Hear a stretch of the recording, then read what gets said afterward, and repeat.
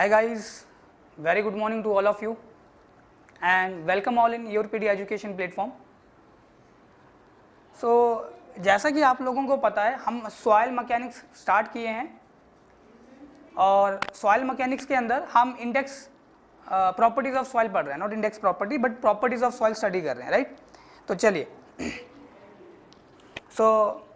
Time एक बार मैं फिर से बता देता हूँ जिन बच्चों को पता नहीं है।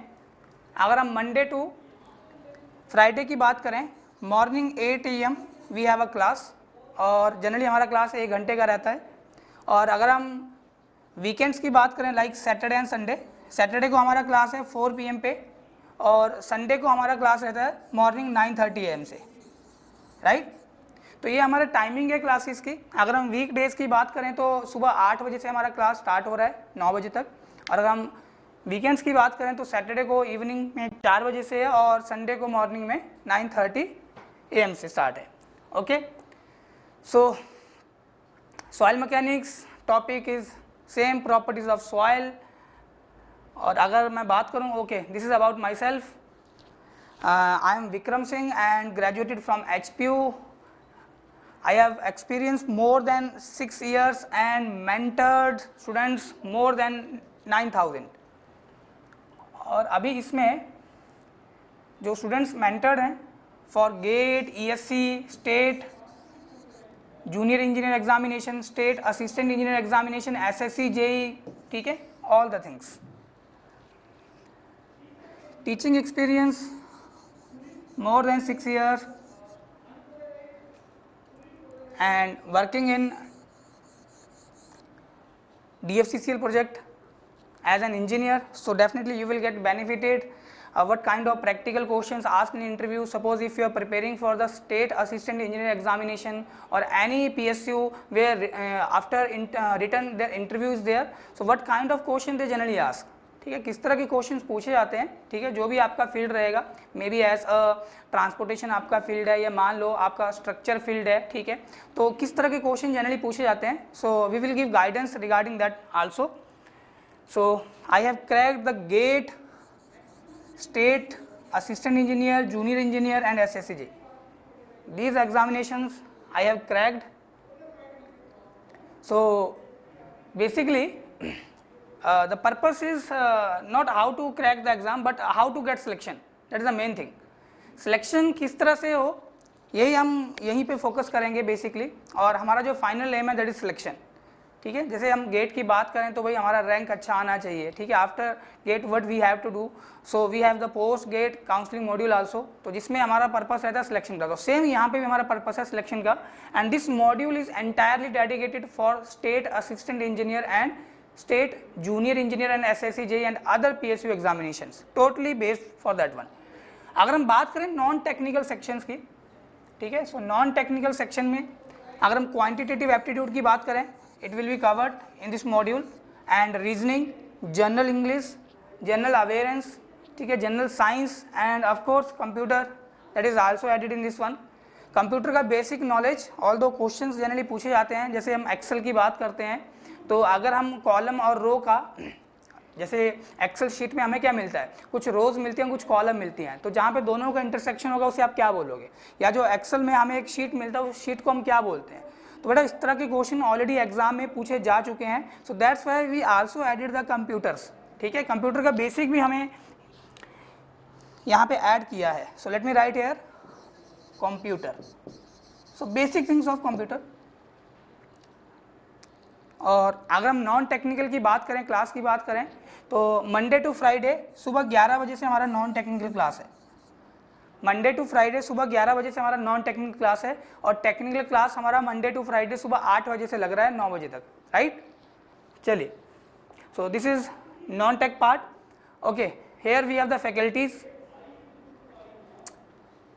सो फैकल्टी में Ruchin sir and of course me, civil mentors, and if we talk about the Vishal sir, Vijender sir, so they are taking care of the strength of material and fluid mechanics, and Pradeep sir is taking care of the non-tech part. Okay, so these faculties are quite experienced, having quite good academic experience as well as experience in PSU sectors, So mostly they worked in the MNC companies also. So definitely you will get benefited of that one. Okay, courses की बात करें, so right now हमारा जो focus है that is for this one, state junior engineer exam, state assistant engineer exam और SSC JEE, ठीक है, जो आपका सेंट्रल का एक एग्जाम होता है।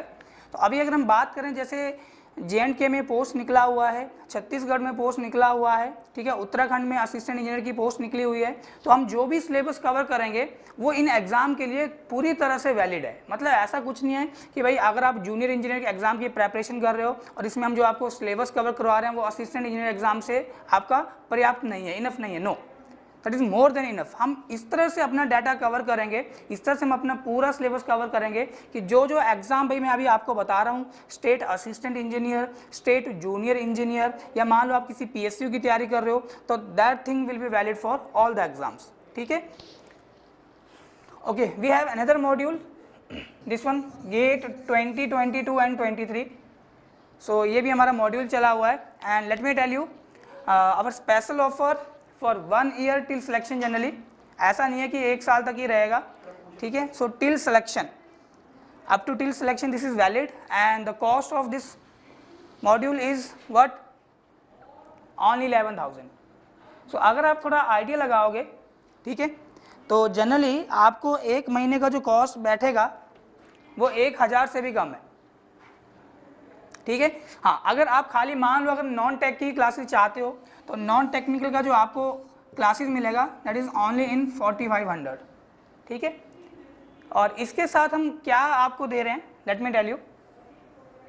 हाँ, so these are the achievements, these are the final selections. इसलिए मैं फिर से बोल रहा हूँ कि हमारा जो एम है वो है सिलेक्शन। हमारा एम क्या है, सिलेक्शन, ठीक है। ऐसा नहीं है कि आपने खाली रिटन क्वालिफाई कर दिया और आप इंटरव्यू में अच्छे से परफॉर्म नहीं कर पाए तो डेफिनेटली आपका सिलेक्शन नहीं होने वाला। कुछ ऐसे एग्जाम हैं जिसमें आपका रिटन के बाद डायरेक्ट आपका डॉक्यूमेंट वेरिफिकेशन होगा और आपको एज अ जूनियर इंजीनियर आपको अपॉइंटमेंट किया जाएगा, ठीक है। लेकिन कुछ स्टेट्स में रिटन के बाद आपका इंटरव्यू भी है, ठीक है, आपका PI होगा, बेसिकली GD या GT होगा। So we are giving the guidance of that one also. So here are the list of few students, although we have a huge list. So these are the students who get selected in reputed organization like NPCL, ISRO, Coal India Limited and SAIL, ठीक है। So you will get all the information on the website www.yourpedia.in। और मैं अभी आपको एक contact number भी इसमें provide करूँगा, ठीक है, so that you can call on that number also, and आप ये भी चेक कर सकते हैं कि ये चीज़ें सही हैं कि गलत हैं, right. And what we are offering in module, ठीक है, हम आपको इस मॉड्यूल में क्या क्या चीज़ें दे रहे हैं। तो पहली चीज़ है आपको यहाँ पे टेक्निकल क्लासेस मिल रही हैं, ठीक है, आपको यहाँ पे टेक्निकल क्लासेस मिल रही हैं। टेक्निकल क्लास के साथ आपको नॉन टेक्निकल क्लास मिलेगा, ठीक है। और मान लो समवट हाउ, कभी अगर आप क्लास नहीं अटेंड कर पाए, फॉर एग्जांपल जैसे लाइव क्लास हमारा चल रहा है, आप लाइव क्लास नहीं अटेंड कर पाए, हो सकता है कोई कनेक्टिविटी इशू हो, या हो सकता है आप उस वक्त कोई इंपॉर्टेंट वर्क में जा रहे हो, ठीक है, समवट हाउ रीज़न कुछ भी रह सकता है। तो in that case we are providing the recorded lectures also. तो जितनी भी क्लासेस होंगी बेटा आपको रिकॉर्डेड लेक्चर्स में भी मिलने वाली हैं, ठीक है। So what I am saying here is a technical, you will get the technical classes, of course non-tech as I explained earlier, and interview guidance जो मैंने अभी आप लोगों को बताया, ठीक है। बच्चे रिटन तो क्वालिफाई कर लेते हैं लेकिन वो इंटरव्यू को इतना अच्छे से प्रिपेयर नहीं करते हैं, तो फाइनली क्या होता है, सिलेक्शन नहीं होती है। एंड व्हाट आई सेड कि भाई हमारा जो एम है that is selection, right. And you will get video lectures up to 300 hours, recorded lectures आपको मिलेंगे। Of course, this is online test series, extremely important. तो बेटा जब तक आप क्वेश्चन नहीं लगाते हो किसी भी सब्जेक्ट के, किसी भी चैप्टर के, तो कहीं ना कहीं वो पार्टिकुलर चैप्टर आपका अधूरा रहता है, ठीक है। So here we are providing a good online test series, मतलब आपको जिसमें ऐसे रेलिवेंट क्वेश्चंस मिलेंगे जो मोस्टली एग्जाम में पूछे जाते हैं, फ्रिक्वेंटली आस्क्ड क्वेश्चंस, ठीक है। After that we will provide the practice question e book, ठीक है। आपको प्रैक्टिस के लिए हम एक ई बुक भी प्रोवाइड करेंगे। Definitely we also provide you material, कुछ अगर आपको सब्जेक्टिव चीज़ पढ़ना है और थोड़ा डेप्थ में पढ़ना है, so we are also providing the material. And of course interview preparation which I already told to you guys. So ये चीज़ें हमारे मॉड्यूल के अंदर हैं, ठीक है।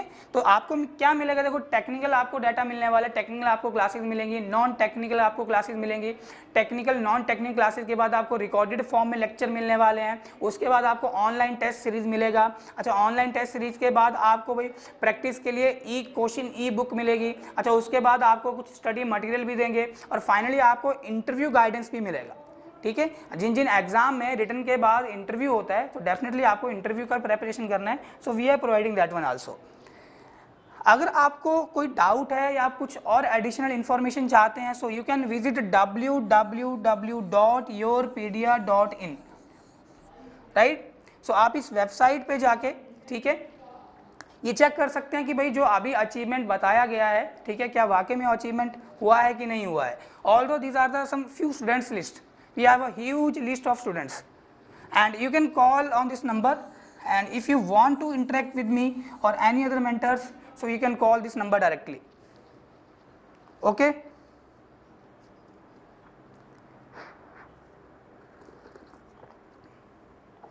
चलिए तो स्टार्ट करते हैं, हमारा नेक्स्ट लेक्चर है।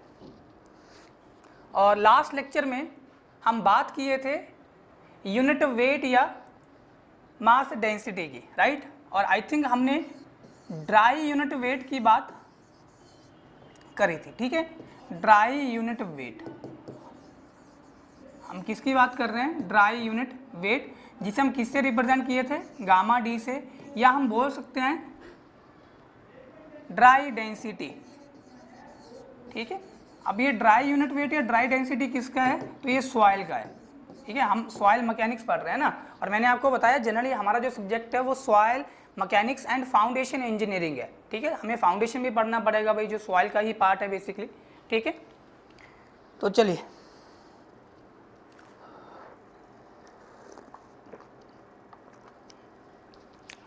तो किस तरह से हम ड्राई यूनिट वेट निकालते हैं, ड्राई यूनिट वेट हम किस तरह से निकालते हैं। तो जनरली जो ड्राई यूनिट वेट है गामा डी, मैं एक बार रिकॉल कर रहा हूँ, so this is equal to dry weight of soil mass, ठीक है, या आप बोल सकते हो ड्राई वेट ऑफ सॉइल, बात एक ही है, ठीक है। Dry weight of soil mass upon volume of soil मास, ये ध्यान रखना। और मैंने आई थिंक आपको बताया था जब हम फेज डायग्राम स्टडी कर रहे थे कि अगर हमारे पास एक ड्राई सॉइल है, ठीक है, जिसका डिग्री ऑफ सैचुरेशन 0 है, तो इन दैट केस जो भी हमें उस सॉइल मास का वेट मिलेगा, जो भी हमें उस सॉइल मास का वेट मिलेगा, that is mass of soil solid, ठीक है, या वेट ऑफ सॉइल सॉलिड। तो एक चीज दिमाग में बिठा लो कि weight of dry soil is equal to weight of soil solid. And what is capital V, capital V is the total volume of soil, या तुम इसे बोल सकते हो वॉल्यूम ऑफ सॉइल मास, एक ही बात है। अच्छा, इसका यूनिट क्या होगा, जनरली बच्चे यूनिट में भी गलती करते हैं, तो वेट का यूनिट आपको न्यूटन या किलो न्यूटन में मिलने वाला है, और यहाँ पे जो वॉल्यूम है ऐसा यूनिट के अंदर वो आपको क्यूबिक मीटर के अंदर मिलेगा, ठीक है। सिमिलरली अगर हम ड्राई डेंसिटी की बात करें तो डेंसिटी होता था मास पर यूनिट वॉल्यूम, तो dry density mass of dry soil upon volume, volume of what, that is total volume, और even you can write here volume of the dry soil, ठीक है, वो टोटल वॉल्यूम ही आपका कहलाएगा। तो ये जो मास ऑफ ड्राई सॉइल है इसे आप मास ऑफ सॉइल सॉलिड से भी रिप्लेस कर सकते हो, मास का ऐसा यूनिट केजी में और वॉल्यूम क्यूबिक मीटर में। तो बेटा आप बाई यूनिट भी क्वेश्चन के अंदर ये स्पेसिफाई कर सकते हो, अंडरस्टैंड कर सकते हो कि भाई हमें डेंसिटी का वैल्यू गिवन है क्वेश्चन के अंदर या यूनिट वेट का वैल्यू गिवन है, राइट। इतनी चीजें क्लियर होंगी।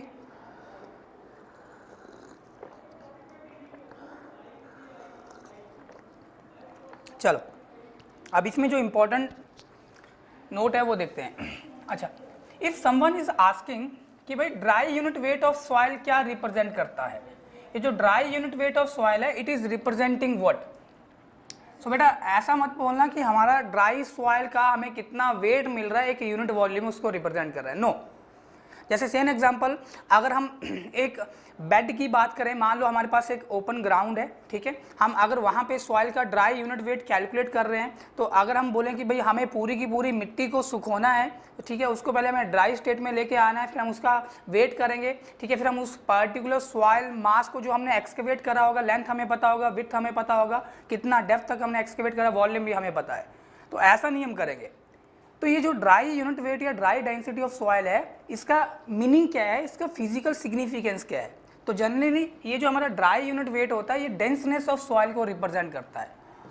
सो dry unit weight it represents denseness of soil. Denseness of soil बोलने मतलब हमारा सॉइल मास कितना डेंसिफाइड है। अच्छा, सॉइल मास का डेंसिफाइड होने का मतलब क्या है कि भाई अगर सॉइल मास के अंदर वॉइड्स हमें कम मिल रहे होंगे, तो डेफिनेटली हमारा जो सॉइल सॉलिड होगा, जो पार्टिकल्स होंगे सॉइल मास के, वो बहुत ही क्लोजर फॉर्म में होंगे, बहुत ही पास होंगे। अच्छा, अगर सॉइल मास का वॉइड रेशियो की वैल्यू या सॉइल मास के अंदर जो वॉइड्स हैं वो हमें ज़्यादा मिल रहे होंगे, डेफिनेटली हमारा सॉइल डेंसिफाइड नहीं होगा। तो कहीं ना कहीं अगर गामा डी की वैल्यू हाई है, that is dry unit weight, it means denseness of soil high है, ठीक है। तो what it represent basically denseness of soil. तो इसमें लिखना if gamma D is more, if gamma D is more, if gamma d is more, if gamma d is more, then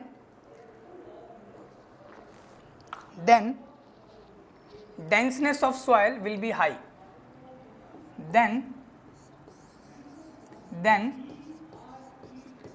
denseness of soil will be high, then denseness of soil will be high. एक बार फिर से बता रहा हूँ, अगर gamma D की value ज़्यादा है, अब देखो बेटा, अब मान लो अगर आप एक हाईवे इंजीनियर हो, ठीक है, और कहीं पे आप सॉइल का एफडीडी चेक कर रहे हो। क्या चेक कर रहे हो आप सॉइल की? एफडीडी।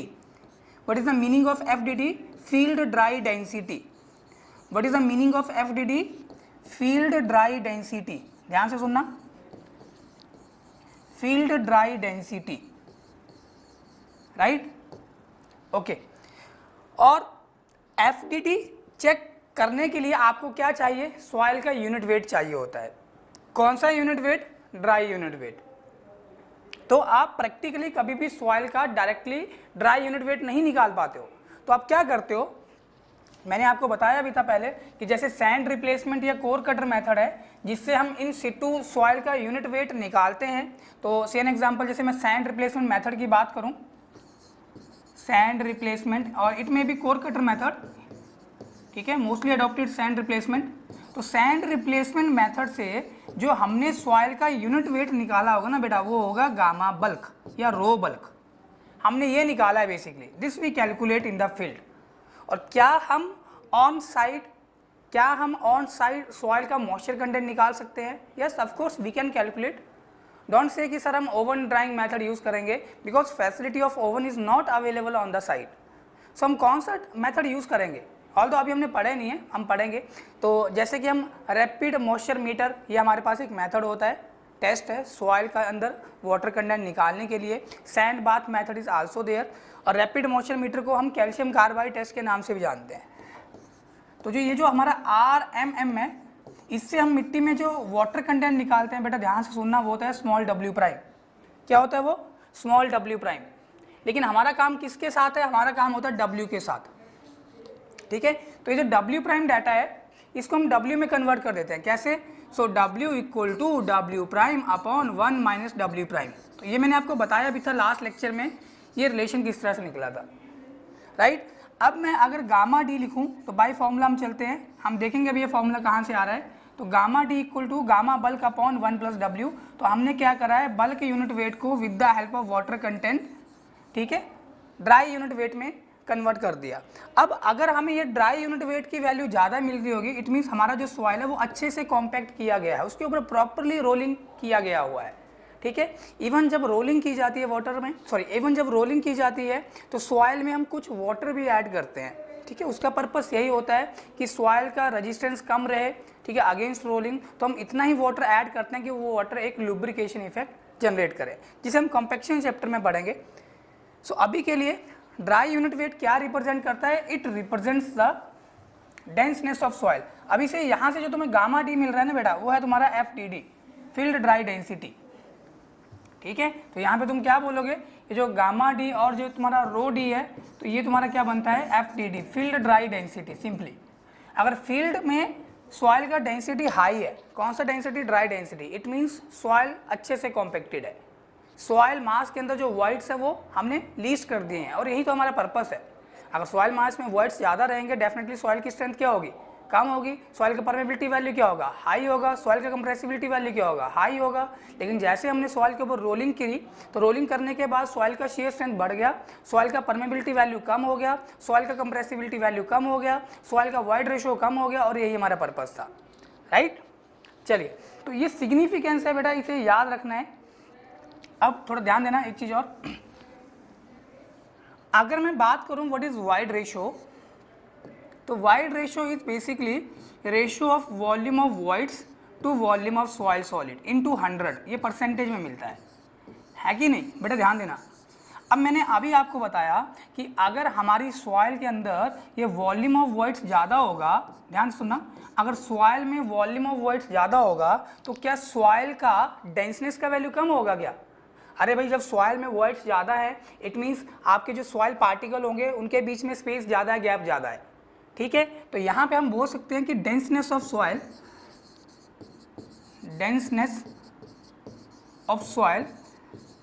Will be less. ध्यान से देखते रहना। अगर वॉल्यूम ऑफ वॉइड्स ज़्यादा है, इट मीन्स ये देखो बेटा, वॉल्यूम ऑफ वॉइड्स ज़्यादा, वॉल्यूम ऑफ सॉइल सॉलिड आपका कांस्टेंट क्वांटिटी रहने वाली है एक सॉइल मास के लिए। तो आप एक चीज़ बोल सकते हो कि अगर void ratio for a particular soil is high, अगर किसी सॉइल का हमें वाइड रेशियो का वैल्यू दिया हुआ है और वो वाइड रेशियो की वैल्यू काफ़ी ज़्यादा हाई है, it means denseness of soil will be less, that is gamma D will be less या rho D will be less. और एक चीज़ हम और बोल सकते हैं कि gamma D denseness of soil is inversely proportional to void ratio.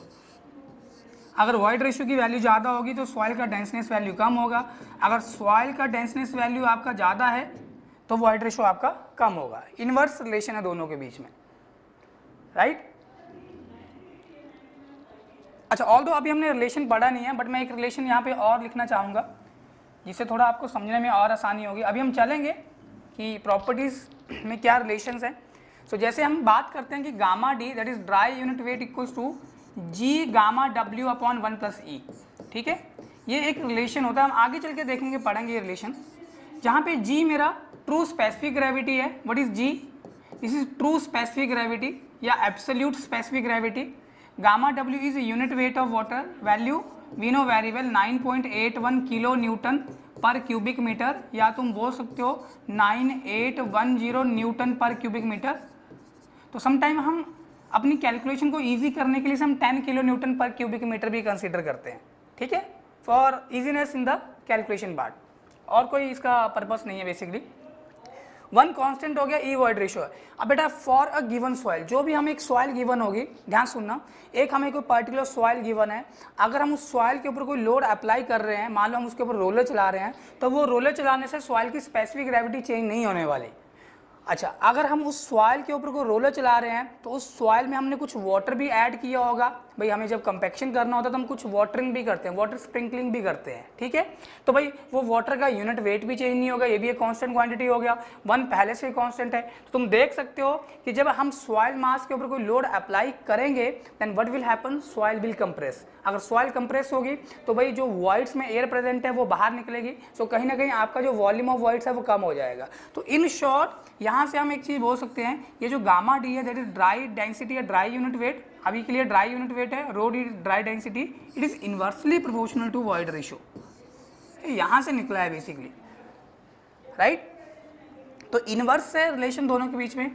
अगर डेंसनेस ऑफ सॉइल ज़्यादा होगी तो डेफिनेटली जो उस पार्टिकुलर सॉइल मास में हमें वॉइड्स मिलेंगे वो कम मिलेंगे, राइट। तो ये चीज़ आपने हमेशा याद रखनी है, ये भूलना नहीं है, ठीक है। चलो नेक्स्ट जो हमारे पास यूनिट वेट है that is saturated unit wait. देखो ये तीसरा यूनिट वेट है, राइट। पहला हमने क्या पढ़ा था, बल्क यूनिट वेट, दूसरा ड्राई यूनिट वेट, तीसरा है saturated unit wait. Saturated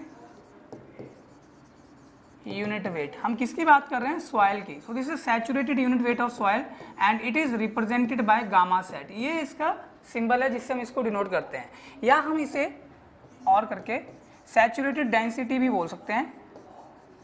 saturated density, density बोल दो या मास डेंसिटी बोल दो, बात एक ही है, ठीक है। जिसे हम डेंसिटी का सिंबल है रो, तो यहाँ पे हम बोलेंगे रो सेट, सब्सक्रिप्ट होगा set, that is saturated small abbreviation में। तो किस तरह से हम निकालेंगे saturated unit wait. This saturated unit wait is what, saturated weight of the soil mass divided by the volume of the soil mass. So this is the saturated wait of soil mass. तो बेटा जो हमने phase diagram draw किए थे, और ये third वाला phase diagram तुम चेक कर लेना, जो तीसरा फेज डायग्राम बना था अगेन वो 2 फेज डायग्राम ही था, जिसमें सॉइल मास के सारे वर्ड्स पानी से भरे हुए थे। तो उस कंडीशन में हमारा जो सॉइल था वो सैचुरेटेड कंडीशन में था, तो हम उस कंडीशन की बात करें, that is phase diagram number 3। तो अगर उसमें तुम राइट हैंड साइड में देखोगे टोटल वेट तुम्हें क्या मिलने वाला है, ये जो सैचुरेटेड वेट है it will be the sum of what, weight of soil solid plus weight of water, है कि नहीं।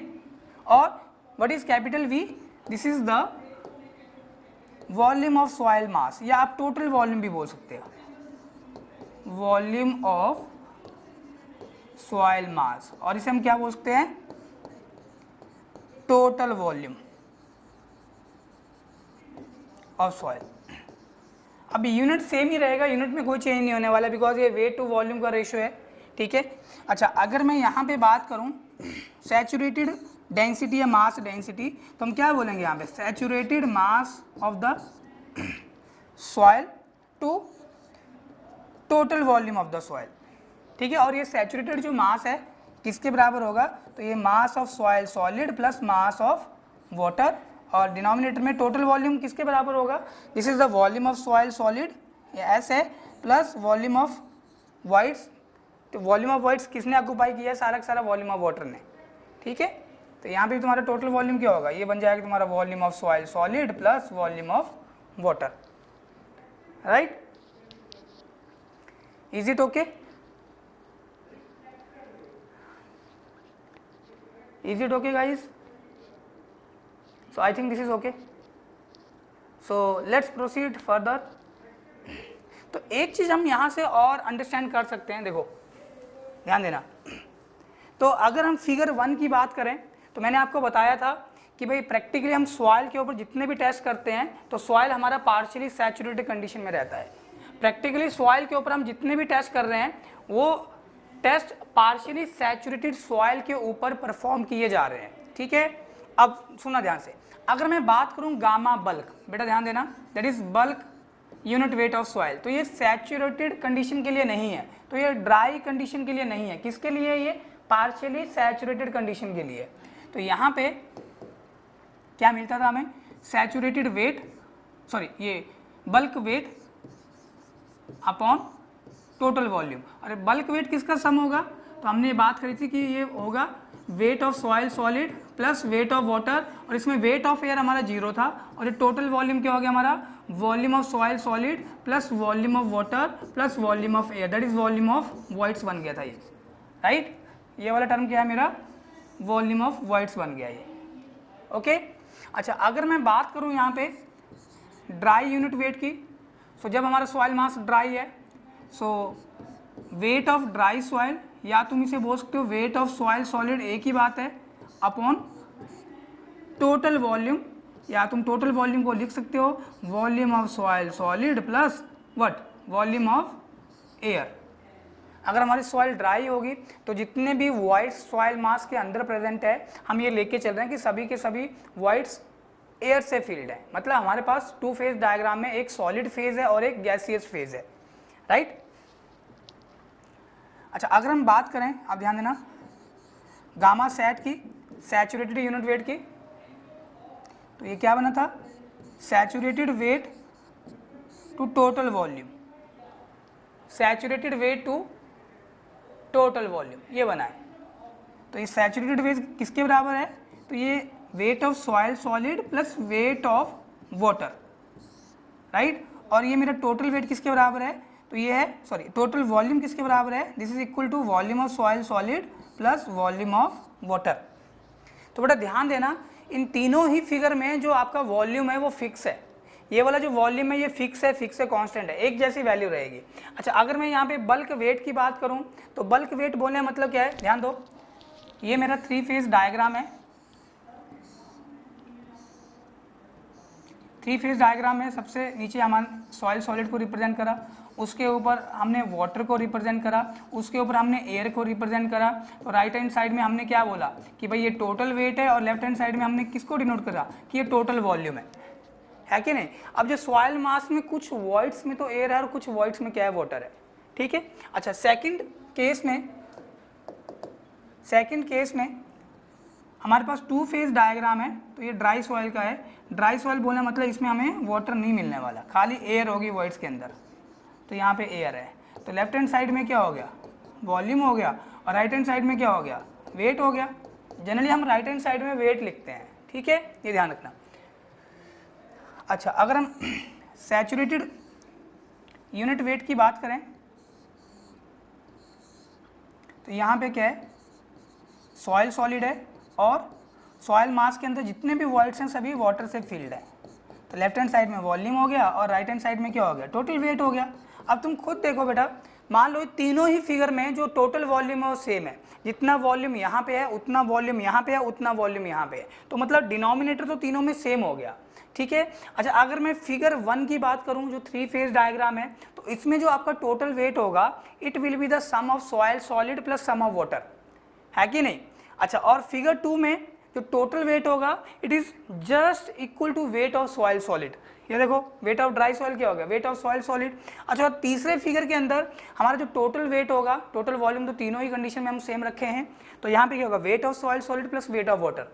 अब तुम क्वेश्चन कर सकते हो कि सर हमारा जो ये बल्क यूनिट वेट है और ये सैचुरेटेड यूनिट वेट है, तो दोनों में न्यूमरेटर सेम है, लेकिन तुम एक चीज देखो बेटा, यहाँ पे तो यहाँ पे सॉइल मास में जितने भी वॉइड्स थे वो पानी से भर गए हैं, लेकिन जबकि यहाँ पे कुछ वॉइड्स में एयर और कुछ वॉइड्स में वाटर है। तो डेफिनेटली पहले केस में, फर्स्ट फिगर में जो आपको टोटल वेट मिला होगा, डेफिनेटली ये कम रहेगा एज कंपेयर टू जो टोटल वेट आपको इस थर्ड फिगर में मिला है, दैट इज इस फुली सैचुरेटेड सॉइल के केस में मिला है। तो एक चीज तो हम यहाँ से इन्फर कर पा रहे हैं कि जो गामा सैट होगा ये किससे बड़ा है, गामा बल्क से बड़ा है कि नहीं। और सेकेंड फिगर में वॉइड्स के अंदर एयर है, एयर के वेट को हमने पहले ही निग्लेक्ट किया हुआ है, because it is very less as compare to weight of soil solid. So अभी जो मुझे टोटल वेट मिलेगा वो सिर्फ और सिर्फ वेट ऑफ सॉइल सॉलिड है। तो ये जो मेरा बल्क यूनिट वेट है ये ड्राई यूनिट वेट से भी बड़ा है। मेरे ख्याल से ये चीज़ें क्लियर हो गई होंगी। अभी मैंने खाली ये तीनों यूनिट फेज के बीच में एक रिलेशन मेंशन कर दिया है।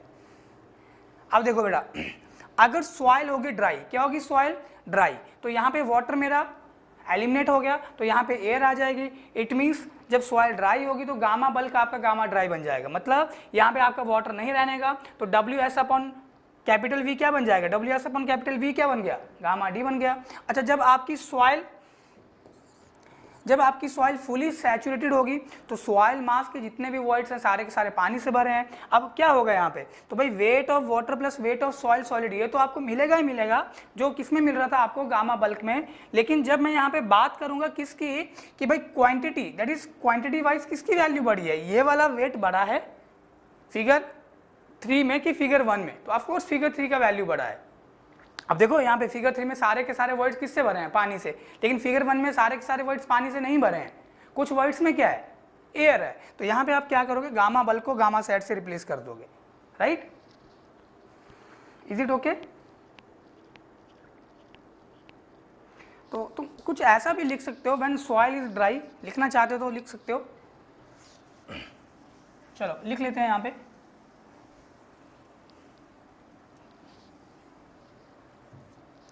ऐसा लिखो, व्हेन सॉइल इज ड्राई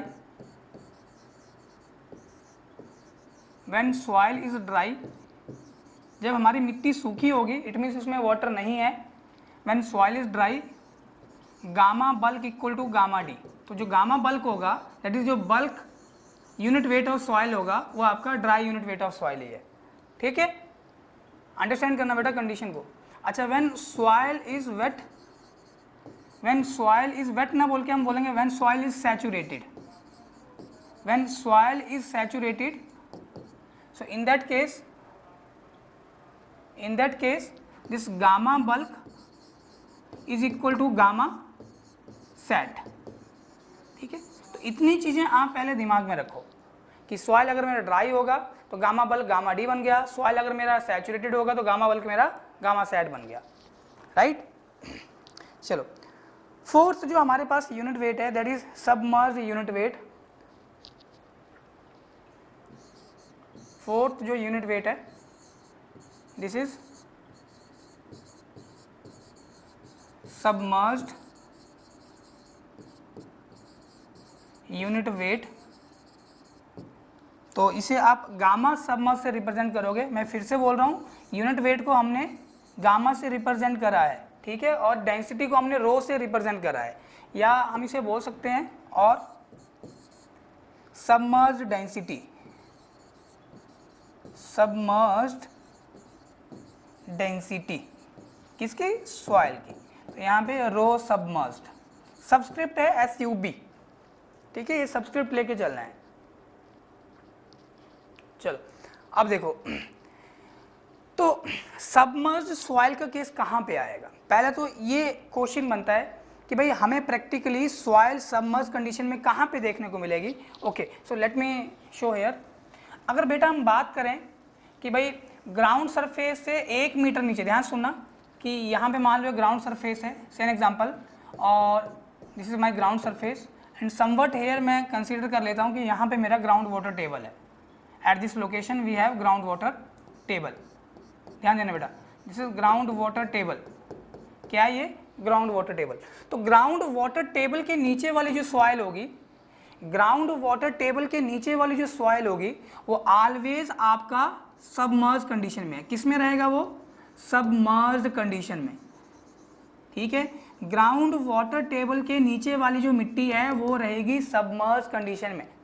ठीक है, अच्छा अगर हम बात करेंगे कि ग्राउंड वाटर टेबल से ऊपर वाली सॉइल, ग्राउंड वाटर टेबल से ऊपर वाली मिट्टी, तो यहाँ पे सम टाइम एक टर्म आता है बेटा, आपने फ्लूइड मैकेनिक्स में भी पढ़ा होगा, ठीक है, अगर नहीं पढ़ा है हम सॉइल में भी स्टडी करेंगे और जब हम फ्लूइड पढ़ेंगे उसमें भी देखेंगे। तो एक कैपिलरिटी एक्शन पिक्चर में होता है, और इवन आप इरिगेशन में भी पढ़ते हो, जोन ऑफ कैपिलरी सैचुरेशन, और ये वो वाला जोन होता है जो प्लांट की ग्रोथ के लिए रिस्पॉन्सिबल होता है। मतलब प्लांट अपनी ग्रोथ के लिए जो वाटर एक्सट्रैक्ट कर पाते हैं सॉइल मास में से, वो सिर्फ और सिर्फ कैपिलरी जोन से ही उन्हें मिलता है। ठीक है, तो अगर मान लो इतना वाला मिट्टी अगर यहाँ पे कैपिलरी एक्शन या कैपिलरी फ्रिंज जोन के अंडर है, तो यहाँ वाली जो सॉइल होगी वो सैचुरेटेड है। क्या बोलेंगे उस सॉइल को, सैचुरेटेड सॉइल। ध्यान देना बेटा। अब क्वेश्चन ध्यान सुनना, क्या सबमर्ज्ड सॉइल को हम सैचुरेटेड सॉइल बोल सकते हैं। ध्यान सुनो, क्या सबमर्ज्ड सॉइल को हम सैचुरेटेड सॉइल बोल सकते हैं। हाँ बोल सकते हैं। अच्छा कैसे भाई, सैचुरेटेड सॉइल ऐसी सॉइल जिसके सारे के सारे वॉइड्स किससे भरे हैं, पानी से भरे हैं। तो यहाँ पे सारे के सारे वॉइड्स पानी से भरे हैं। अच्छा क्या हम सैचुरेटेड सॉइल को सबमर्ज्ड सॉइल बोल सकते हैं। सुनो, क्या हम सैचुरेटेड सॉइल को सबमर्ज्ड सॉइल बोल सकते हैं, नहीं। ठीक है, तो यहाँ वाली जो सॉइल है यहाँ पे ओके सारे के सारे वॉइड्स पानी से भरे हैं, लेकिन यहाँ की जो सॉइल है उसके ऊपर भी पानी है, मतलब हमारा जो सॉइल है वो सबमर्ज कंडीशन में है। ठीक है, चलो अब एक चीज यहाँ पे और है, यहाँ पे एक प्रिंसिपल आता है, आपने नाम भी सुना होगा, आर्किमिडीज प्रिंसिपल। कौन सा प्रिंसिपल है, आर्किमिडीज प्रिंसिपल। तो ये आर्किमिडीज भाई साहब ने क्या बोला था कि आप किसी भी ऑब्जेक्ट को, किसी भी चीज को लिक्विड में डुबोते हो। ठीक है, सेम एग्जांपल हमारे पास वाटर है, हम वाटर में किसी ऑब्जेक्ट को अगर डिप कर रहे हैं, मान लो जैसे ये मेरे पास एक ऑब्जेक्ट है, तो इसको अगर मैं वाटर में डिप करूं तो ये अपने वॉल्यूम के बराबर वॉल्यूम ऑफ वाटर को डिस्प्लेस करेगा। हमने इसको पूरा पानी में डिप कर दिया है, तो ये क्या करने वाला है, अपने वॉल्यूम के बराबर वॉल्यूम ऑफ वाटर को डिस्प्लेस करेगा। वो डिस्प्लेस्ड वॉल्यूम ऑफ वाटर का वो डिस्प्लेस्ड वॉल्यूम ऑफ वाटर का हमें जो भी वेट मिलेगा, वो डिस्प्लेस्ड वॉल्यूम ऑफ वाटर का हमें जो भी वेट मिलेगा वो एक तरह से फोर्स होगा, और वो फोर्स कहलाता है बॉयंट फोर्स। क्या बोलते हैं उसे? Buoyant force. ठीक है। अच्छा, वो फोर्स कहाँ पे लगेगा? अगर मैं ऑब्जेक्ट के वेट की बात करूँ, ऑफ कोर्स इसका कहीं ना कहीं तो सेंटर ऑफ ग्रेविटी का पॉइंट होगा, जहाँ से सारा का सारा वेट हम क्या लेके चलते हैं, सपोज टू बी कंसंट्रेटेड। तो जो मेरा इसने वॉल्यूम ऑफ वाटर को डिस्प्लेस करा, और वो वॉल्यूम ऑफ वाटर का जो वेट होगा वो एक तरह से फोर्स ही है। वेट का यूनिट भी न्यूटन है, फोर्स का यूनिट भी न्यूटन है। तो फोर्स कहाँ पे लगता है? कहाँ पे लगेगा? चलो बताओ। जैसे मान लो ये कोई हमारे पास कंटेनर है, ध्यान देना, और ये वाटर है इतना, ठीक है, इस लेवल तक वाटर है, और हमने क्या करा, इस कंटेनर के अंदर हमने ये ऑब्जेक्ट डाल दिया कुछ इस तरह से। ऑब्जेक्ट का भाई शेप कोई जरूरी नहीं है एक रेगुलर फिगर होगा, ये इररेगुलर फिगर भी हो सकता है।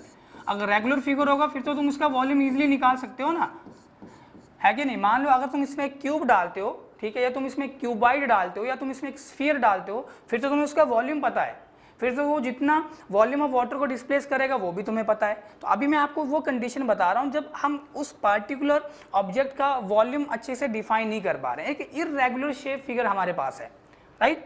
तो जब हमने इस ऑब्जेक्ट को पानी में डिप करा, व्हाट विल हैपन? डेफिनेटली यहाँ पे कुछ राइज ऑफ वाटर होगा। तो ये जो ब्लू वाली लाइन है, ठीक है, इतना वाटर यहाँ पे राइज कर गया है up to this blue line. अब भाई कितना राइज ऑफ वाटर हुआ है ये तो हम कैलकुलेट कर सकते हैं ना, भाई यहाँ पे वाटर में कितना राइज हुआ। तो भाई इस टैंक का प्लान एरिया मुझे पता है, टैंक की लेंथ मान लो 1 मीटर है, टैंक की विड्थ मान लो यहाँ पे अगेन वो भी 1 मीटर है। अच्छा, राइज कितना हुआ? मान लो वो 100 mm हुआ, तो हम वॉल्यूम तो निकाल सकते हैं ना कि कितना वॉल्यूम ऑफ वाटर यहाँ पे राइज हुआ। और ये ऑब्जेक्ट का जितना वॉल्यूम होगा अपने वॉल्यूम के बराबर ही ये वॉल्यूम ऑफ वाटर को डिस्प्लेस करेगा, है कि नहीं? तो बोलने का मतलब क्या है, volume of water equal to volume of object, है कि नहीं? है, यही तो होगा वॉल्यूम ऑफ वाटर। अगर तुम ये चीजों को थोड़ा सा समझ पाओ, वॉल्यूम ऑफ वाटर, ये कितना वॉल्यूम ऑफ वाटर होगा? वॉल्यूम ऑफ ऑब्जेक्ट के बराबर, ठीक है,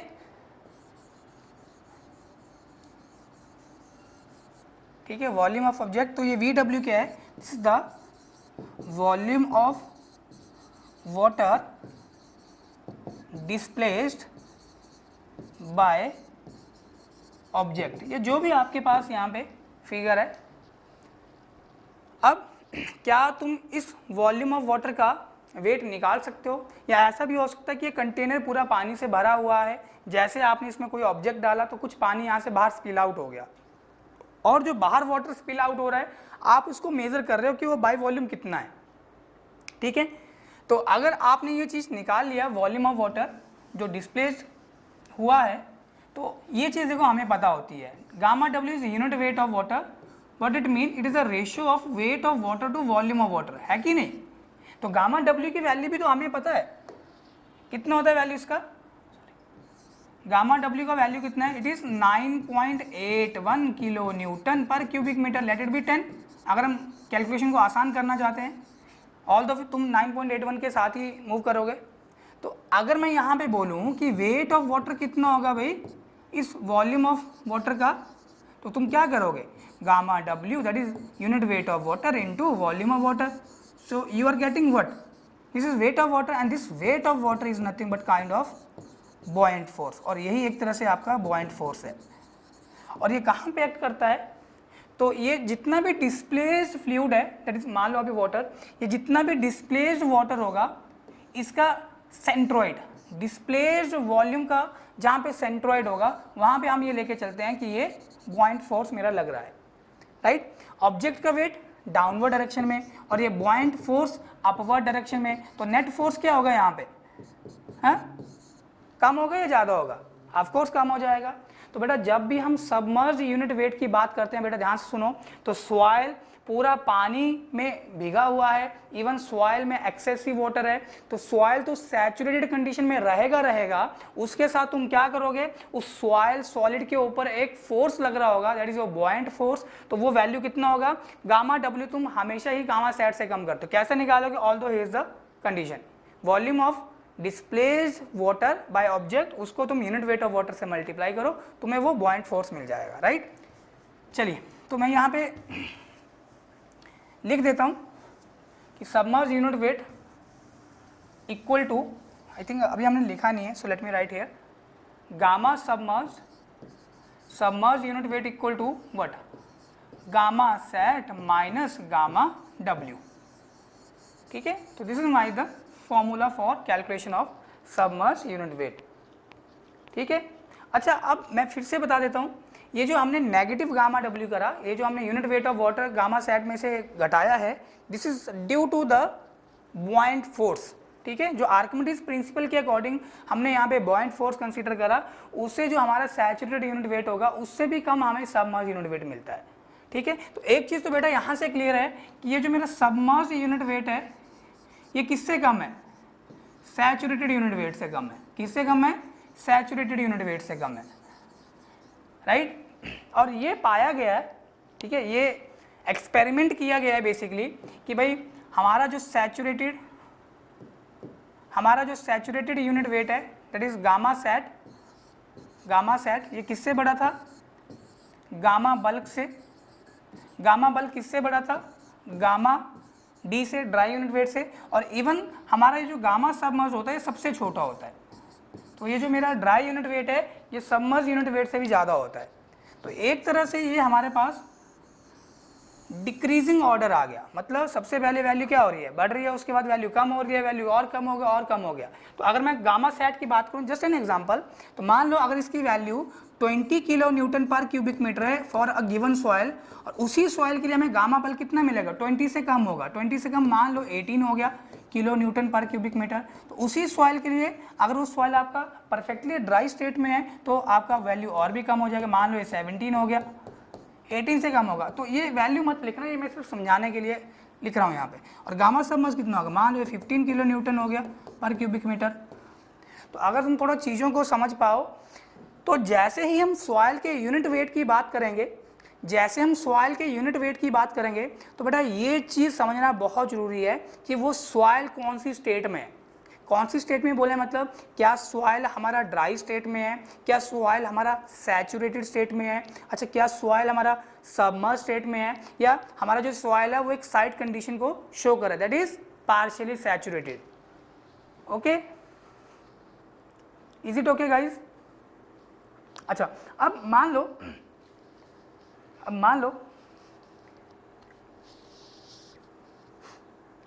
अच्छा इसमें एक पॉइंट और लिख लो फिर आगे चलते हैं। अगर हमें कभी गामा सेट की वैल्यू गिवन ना हो, if gamma sat is not given to us, so you can see, अगर गामा सेट की वैल्यू हमें पता नहीं होगी तो हम गामा सबमर्ज नहीं निकाल सकते, सिंपल सी बात है, because gamma submerge equal to gamma sat minus gamma W. So I am writing here if gamma sat is not given, अगर मान लो कभी हमें गामा सेट गिवन नहीं है, so we can take it like gamma sat equal to वो कितना हो जाएगा 2 times of the gamma W. तो जो भी यूनिट वेट ऑफ वाटर है आप उसका डबल लेके चल सकते हो। तो यूनिट वेट ऑफ वाटर कितना 9.81 का तुम डबल करोगे कितना मिलेगा तुम्हें, लगभग 19 ही मिलेगा, ठीक है, 19 पॉइंट समथिंग, ठीक है। तो तुम एक चीज़ और यहाँ से अंडरस्टैंड करो कि गामा डब्ल्यू कितना हो गया, देखो यहाँ पे गामा डब्ल्यू कितना हो जाएगा, गामा सेट बाई 2 हो गया क्या, कि जो यूनिट वेट ऑफ वाटर है, जो saturated unit weight of soil है उसका आधा हो गया। तो तुम यहाँ पे जब ये वैल्यू पुट करोगे, थोड़ा ध्यान देना भाई, तो saturated unit weight as it is minus unit weight of water के प्लेस पे तुम क्या लिखोगे, saturated unit weight of soil by 2, तो ये गामा सेट बाई 2, मतलब सबमर्ज यूनिट वेट तुम्हारा कितना होगा, आधा हो जाएगा saturated unit weight of soil का, ठीक है। Is it okay?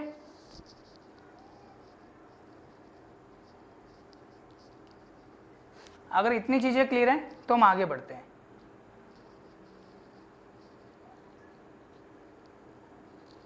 अगर इतनी चीजें क्लियर है तो हम आगे बढ़ते हैं। चलो, और लास्ट जो यूनिट वेट हमारे पास है, that is unit weight of soil solid. I think ये हमारा पास 5th है, चेक कर लेना 5th है 6th है, आई थिंक ये 5th ही है, सबसे पहले हमने गामा बल्क की बात करी, फिर हमने गामा डी की बात करी थी, फिर गामा सैड और फिर गामा सबमर्ज। यस, ये हमारा 5th है। तो next is unit weight of soil solid, unit weight of soil solid, ठीक है। और इसे हम रिप्रेजेंट करेंगे गामा एस से, बहुत ज़्यादा इंपॉर्टेंट है। Unit weight of soil solid, या आप बोल सकते हो density of soil solid, density of soil solid, density of soil solid. क्या बोलोगे? या तो आप unit weight of soil solid बोल दो या डेंसिटी ऑफ सॉइल सॉलिड बोल दो, राइट। और किससे रिप्रेजेंट करोगे? रो एस से। किससे रिप्रेजेंट कर रहे हो आप? रो एस से, राइट। तो किस तरह से डिफाइन है? अब देखो, जैसे तुम बोल भी रहे हो सॉइल सॉलिड, तो मतलब तुम सिर्फ और सिर्फ सॉइल सॉलिड की बात करोगे। किसकी बात करोगे? सॉइल सॉलिड की। तो अगर मैं बात करूं unit weight of soil solid represented by gamma S, it is the ratio of weight of soil solid to volume of soil solid. ये ध्यान रखना, किसका रेशियो है ये? Weight of soil solid to weight of soil solid, weight of soil solid to volume of soil solid. और गौर करने वाली बात ये है, इसमें दोनों ही क्वांटिटीज आपकी कांस्टेंट रहती है। मतलब wait of soil solid is always constant for a given soil, volume of soil solid is again always constant for a given soil. अगर हम उस सॉइल मास में कुछ वॉल्यूम ऐड ना करें, मतलब उसमें हम कुछ और मिट्टी ऐड ना कर रहे हैं या सबट्रैक्ट नहीं कर रहे होंगे, राइट। इतना क्लियर है? और ये चीज पाई गई है, ध्यान देना बेटा। अगर मैं गामा डी की भी बात करूं, एक चीज और देख लो यहाँ पे, गामा डी क्या था? Gamma D is the ratio of weight of soil solid या वेट ऑफ ड्राई सॉइल बोल दो, एक ही बात है, अपॉन टोटल वॉल्यूम, है कि नहीं। तो अगर तुम थोड़ा चीजों को रिलेट कर पाओ, न्यूमरेटर तो दोनों का सेम है, wait of soil solid, weight of soil solid, लेकिन यहाँ पे है वॉल्यूम ऑफ सॉइल सॉलिड और यहाँ पे total volume. And we know very well as volume of soil solid is less as compare to this volume of soil mass. तो एक चीज यहां से ये क्लियर हो गया कि ये जो unit weight of soil solid है वो हमेशा ही बड़ा होगा किससे? Dry unit weight of soil से, है कि नहीं। Unit weight of soil solid किससे बड़ा होगा? तो मैं यहां पे लिख सकता हूं, therefore unit weight of soil solid is greater than dry unit weight of the soil mass, या सॉइल बोल दो। और ये जनरली जो एक्सपेरिमेंट करेंगे और ये पाया गया कि ये जो unit weight of soil solid है ना, ये सबसे ज़्यादा मिलता है हमें। अब देखो, जैसे तुम बात भी करो सॉइल सॉलिड, तो इसमें तो वॉइड्स होंगे ही नहीं, वॉइड्स नहीं होंगे, तो भाई सबसे ज़्यादा आपको डेंसिफिकेशन का वैल्यू सॉइल सॉलिड का ही मिलेगा, ठीक है। तो यहाँ पे gamma S is greater than what?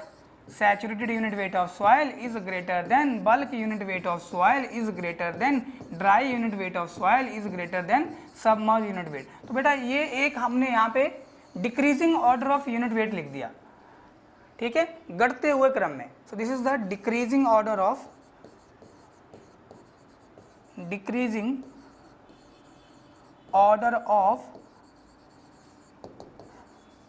Unit weight of soil, ठीक है। तो समटाइम ये एक्सप्रेशन जो ये हमने यहाँ पे ऑर्डर लिखे, इस ऑर्डर की भी वो बात कर देता है कि बताओ किसकी वैल्यू बड़ी है, किसकी वैल्यू छोटी है, ठीक है। So remember this one also, this is quite important.